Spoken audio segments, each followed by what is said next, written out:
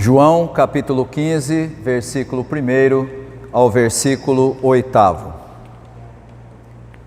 Jesus disse: Eu sou a videira verdadeira, e o meu Pai é o lavrador. Todos os ramos que não dão uvas, ele corta, embora eles estejam em mim. Mas os ramos que dão uvas, ele poda a fim de que fiquem limpos e deem mais uva ainda. Vocês já estão limpos por meio dos ensinamentos que eu lhes tenho dado. Continuem unidos comigo e eu continuarei unido com vocês. Pois assim como o ramo só dá uvas quando está unido com a planta, assim também vocês só podem dar frutos se ficarem unidos comigo. Eu sou a videira, vocês são os ramos. Quem está unido comigo e eu com ele, esse dá muito fruto, porque sem mim vocês não podem fazer nada. Quem não ficar unido comigo será jogado fora e secará. Será como os ramos secos que são juntados e jogados no fogo, onde são queimados. Se vocês ficarem unidos comigo e as minhas palavras continuarem em vocês, vocês receberão tudo o que pedirem. E a natureza gloriosa do meu Pai se revela quando vocês produzem muitos frutos, e assim mostram que são meus discípulos.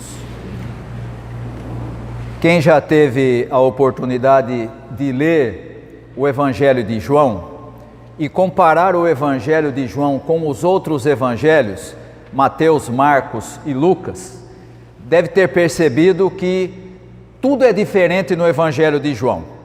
Enquanto os outros três evangelhos procuram apresentar como se fosse um relato cronológico da vida de Jesus, o Evangelho de João não faz isso. Ele começa de outra forma, ele tem outro ritmo, ele não põe a mesma ordem nos eventos, e isso mostra que o objetivo do Evangelho de João é um pouco diferente daquele que nós encontramos nos chamados evangelhos sinóticos.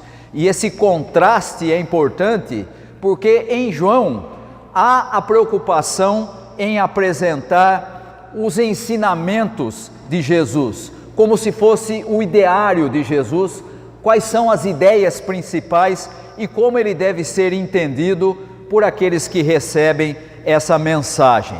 Daí você encontrar em João algumas expressões que você não vai encontrar nos outros evangelhos, como por exemplo, Jesus dizendo que ele é a água da vida, que ele é o pão da vida, que ele é a luz do mundo, e também, como no texto de hoje, que ele é a videira verdadeira. Você não vai encontrar esse tipo de afirmação nos outros evangelhos, só no Evangelho de João. E aqui nós encontramos Jesus se apresentando como sendo a videira verdadeira. A gente olha para um texto como esse e não tem muita noção do que isso quer dizer. Por que ele diz que é a videira verdadeira? O que está por trás dessa afirmação? Primeiro, nós precisamos lembrar que a videira ou a parreira, né, um conjunto de plantas que produzem uvas, era uma imagem de Israel como povo de Deus. Era tradição em Israel entender a si mesmo, inclusive é uma das imagens usadas por Israel para se identificar como uma videira. E agora vem Jesus e diz diante de pessoas que são judeus, diz o seguinte: eu sou a videira verdadeira. Você pode imaginar qual deve ter sido a reação das pessoas. Espera aí, quem esse sujeito pensa que é para vir aqui e dizer que ele, em pessoa, é a videira verdadeira e não Israel, que é o nosso símbolo, que nós já conhecemos e usamos há tanto tempo? Quando Jesus se apresenta como sendo a videira verdadeira, ele está afirmando que quem está ligado ao reino de Deus está ligado a ele, Jesus. Ou seja, agora na nova mensagem apresentada por Jesus, no evangelho que ele traz, o reino de Deus se torna algo próximo das pessoas na medida em que elas estão em comunhão com ele, Jesus. E isso aqui é uma afirmação que para o judeu era algo estranho, porque ele está dizendo: não adianta mais você nascer da tradição ou do povo de Israel. Para você fazer parte do reino de Deus, você precisa estar unido comigo. E essa é uma afirmação que muda completamente a compreensão de como é a relação do homem com Deus. Não é mais por geração, não é mais por herança genética, não é mais porque você nasceu desse ou daquele povo, mas é porque agora você está crendo naquele que é a videira verdadeira, Jesus Cristo. Por isso ele diz: quem está no reino de Deus está ligado a ele, como um ramo está ligado à videira, e é o Pai, ou seja, Deus, quem cuida dessa parreira, quem cuida desta videira. Essa afirmação de Jesus distancia a comunidade daqueles que creem nele de qualquer outro tipo de religiosidade, inclusive do judaísmo. Não é mais o templo, não são mais os rituais, mas é o próprio Jesus quem dá coesão à sua comunidade. E essa é uma mensagem absolutamente nova para aquelas pessoas que estavam ouvindo e estavam tão habituadas com a sua religiosidade. Mas ele, usando essa imagem da videira, ele vai além e diz: os ramos não produtivos são cortados. E aqui sempre há uma certa discussão sobre o que é ser um ramo não produtivo. Se alguém está unido com Cristo, mas não dá fruto, ele é cortado e jogado fora. Veja, primeiro é preciso você perceber que o ramo não corta a si mesmo, né? Não dá para ele dizer assim: eu não quero mais ser parte da videira e eu vou me cortar da videira. Não, ele é cortado pelo Pai. Ele não se corta sozinho e nem pode fazer isso. E também não pode cortar o outro. Não gosto desse irmão aqui, ele não é lá muito do jeito que eu penso que deve ser, então eu vou cortar ele da comunhão com Deus. Não pode fazer isso também. É Deus quem faz com que os ramos não produtivos sejam cortados. E aqui é preciso perceber que não ser produtivo não tem nada a ver com os chamados moralismos tão comuns nas comunidades cristãs. E também não tem, também já ouvi, então provavelmente você também já ouviu essa explicação em algum momento, de que o ramo não produtivo é aquele que não evangeliza, é aquele que não produz outros que creem.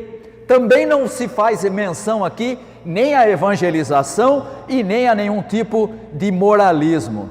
Sabe qual é o fruto que se espera de quem está ligado a Cristo? Paulo usa uma expressão muito boa para isso. Ele chama de o fruto do Espírito: amor, alegria, paz, bondade, benignidade, longanimidade, mansidão, domínio próprio. E Paulo vai mais longe e chega a dizer: contra essas coisas não existe nem lei. Você pode fazer todas e você não vai ser criticado jamais. Os ramos não produtivos são aqueles que estão ligados a Cristo, mas não reproduzem na sua vida esse fruto do Espírito. Não amam, não têm paz, não são longânimos, não têm domínio próprio, olham para o outro de cima para baixo como se o outro fosse inferior, acha que o outro não é tão bom e deveria ser cortado da videira. Quem não produz os frutos do Espírito não permanecem ligados à videira. E aí você vai dizer assim: mas e aqueles que produzem? O texto nos informa: os ramos produtivos o Pai poda. Quem tem planta e cuida de planta sabe disso. Eu não entendo muito disso, né? Em casa são as mulheres lá que entendem disso aí. Vira e mexe eu vejo elas cortando, e corta a folhinha daqui, corta de lá. Por que você está cortando? Agora que está bonito. Não, se não podar, ele não cresce de novo. Tem que podar na hora certa para que ele continue uma planta, para que a planta continue com vigor. E é exatamente isso que Jesus fala a respeito dos ramos produtivos. Eles são podados por Deus, ou seja, o trabalho de Deus na vida daquele que crê é contínuo, aparando arestas, cortando folhas velhas e principalmente renovando as nossas mentes. Paulo usa uma expressão como essa quando ele escreve aos Romanos. Ele diz que o culto que agrada a Deus é o culto que passa pela sua transformação da mentalidade. Tem gente nas comunidades cristãs que, se você chegar bem perto dela, você percebe assim um cheirinho de naftalina. Está com aquela cabeça de 30 anos atrás, às vezes mais. E aí quando você fala alguma coisa diferente, a pessoa fala, não foi assim que eu aprendi quando eu era aluno da escola dominical lá em 1932, então não é mais. A vida é dinâmica, ela vai mudando e a palavra de Deus se renova. Esse é o significado quando Jesus fala aos seus discípulos. Dá uma olhada para o Espírito, ele sopra de um lado para outro, e você não sabe de onde ele vem, nem para onde ele vai. Assim é o que é nascido de Deus, do Espírito. Ele é sempre renovado por Deus. Gente que tem a cabeça já embolorada, não serve para fazer parte da videira, porque precisa renovar. E sabe como é que Deus faz isso? Cortando, podando, fazendo com que as folhas velhas sejam retiradas e mudando a nossa mentalidade. Eu acho muito interessante quando a pessoa fala assim, eu estou na igreja há 40 anos, eu já aprendi tudo que tenho que aprender, não tem nada que seja novo. Meu amigo, tem alguma coisa errada, porque o Evangelho é sempre refrescante, é sempre novo, ele sempre traz alguma coisa que a gente olha e fala, puxa, não tinha visto isso, não tinha percebido dessa forma. E aqui Jesus afirma, aqueles que estão ligados a Ele, o Pai limpa, poda, para que eles deem ainda mais frutos. E é interessante porque Jesus diz assim para os seus discípulos, vocês já estão limpos, vocês já foram podados. E como é que isso aconteceu para aqueles que conviviam com Jesus? Era o ensino de Jesus que estava fazendo com que eles tivessem as suas mentes transformadas. Só a graça de Deus pode dar rumo às nossas vidas. Isso significa que no meio do caminho, se a gente não for podado, se não for corrigido por Deus, a gente vai enchendo a nossa vida de um monte de penduricalho. A gente vai pendurando na nossa vida um monte de coisa que não tem muito a ver com Deus, não tem muito a ver com o Evangelho, né? E hoje em dia nós temos que reconhecer que há comunidades de fé que são especialistas em pendurar essas coisas novas na cabeça das pessoas.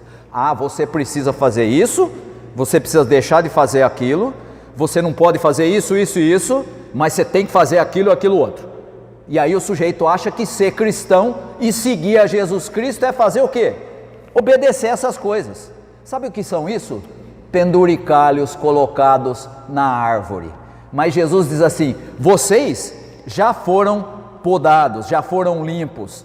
O ensino de Jesus, a novidade do Evangelho vai limpando aqueles que estão ligados a Ele de todos esses penduricalhos. Às vezes são moralismos, às vezes são ideias que as igrejas acham interessantes e começam a exigir das pessoas, e as pessoas então vão se habituando a imaginar que são discípulos na medida em que fazem essas coisas. Mas Jesus vai mais longe e diz assim, vocês devem permanecer em mim. Essa é a ordem de Jesus para os seus seguidores, indicando que os seus seguidores, nós, aqueles que nos identificamos com Jesus, temos também participação ativa nas nossas escolhas. Da mesma maneira que Jesus é apresentado no Evangelho como fiel àquilo que ele ensinou, nós temos que ser fiéis também. Isso significa permanecer fiel e permanecer em Cristo. E nós encontramos Jesus afirmando no texto que se nós permanecemos nele, ele faz a parte dele e permanece unido conosco. Se não permanecermos unidos com ele, qual é o resultado? Não damos frutos. Podemos até ser membro da igreja, podemos até obedecer todos aqueles penduricalhos que a gente vai criando pelo caminho, mas não damos frutos. E o fruto aqui é aquele mesmo: amor, alegria, paz. Eu acho muito interessante como hoje em dia você encontra uma quantidade imensa de discursos de ódio. É incrível. Abre qualquer uma das redes sociais e você vai ver o que você encontra. Eu perdi a mania de abrir as redes sociais. Hoje em dia eu dou uma olhada uma vez ou outra lá, eu não tenho paciência. A pessoa fala assim: isso aqui é assim, e aparecem 28 comentários. Você não acredita porque você é um ateu, porque isso é isso. O sujeito não pode nem pensar e nem expressar o que pensa.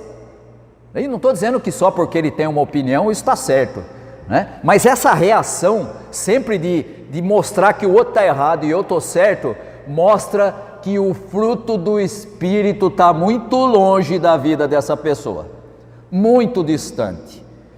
Se não permanecermos unidos com Cristo, não damos frutos, assim como o ramo que não pode dar fruto se não estiver ligado à videira. Aqueles frutos do reino que Jesus espera de nós só são possíveis porque estamos em comunhão com Ele, ou seja, não é produto de um tipo especial de espiritualidade e nem de uma moralidade especial. Jesus então repete a mesma frase do começo do texto. Ele repete e diz: eu sou a videira, vocês são os ramos. Eu sou a videira.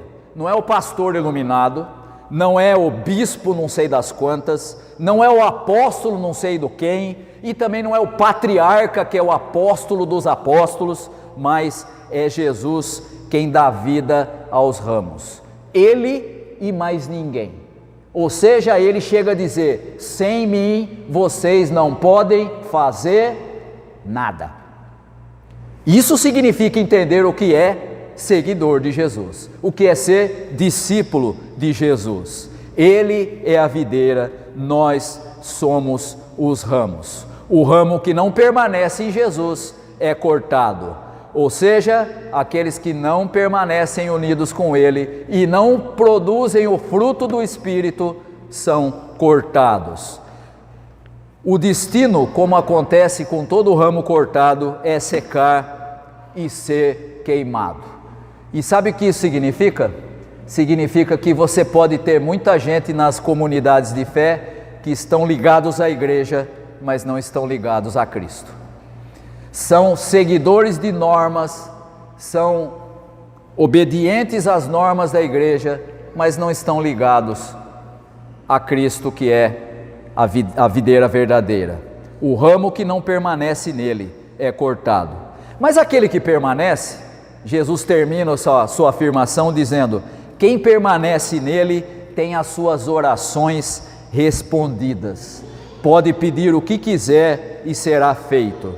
Obviamente que nós temos que perceber que quem está em comunhão com Jesus não vai chegar diante de Deus e dizer: Senhor, eu não gosto daquele irmão ali, dá para o senhor mandar um raio na cabeça dele? Não vai fazer isso. Por quê? Porque quem está unido com Cristo não vai pedir para Deus aquilo que é contra a sua vontade, não vai pedir para Deus aquilo que não está alinhado com os valores do reino de Deus. Ou na expressão do próprio Jesus, qual é o filho, né? Qual é o pai que quando o filho pede pão, vai dar pedra para o filho? Não vai. E às vezes a gente pede pedra para Deus e Ele não nos dá. E por isso aqui nós temos que perceber que quem está em Jesus tem as suas orações respondidas e até a oração dele já está alinhada com os valores do reino de Deus. E finalmente, aquilo que é o mais importante em toda a afirmação de Jesus nesse texto: Deus, o Pai, é glorificado quando nós damos frutos. Esse é o objetivo primordial do ser humano, e ele se realiza quando nós damos frutos. Se você pegar, todos aqui que fizeram profissão de fé devem se lembrar, passaram lá pela classe de catecúmenos e tinham o breve catecismo, né, para estudar, e tinha a primeira pergunta no breve catecismo, dizia assim: qual é o fim primeiro do homem? Lembra do breve catecismo? Faz tempo, né, que você fez a profissão de fé, né? Tem uns aqui que já fizeram jubileu não sei de quantos anos de profissão de fé, né? Pois é, a primeira frase que tinha lá era essa: qual é o objetivo principal do homem? E diz assim: o objetivo principal do homem, Deus criou o homem para que ele o louvasse e o adorasse para sempre. Esse é o objetivo do ser humano. Deus é glorificado quando, ligados a Cristo, nós damos os frutos do Espírito.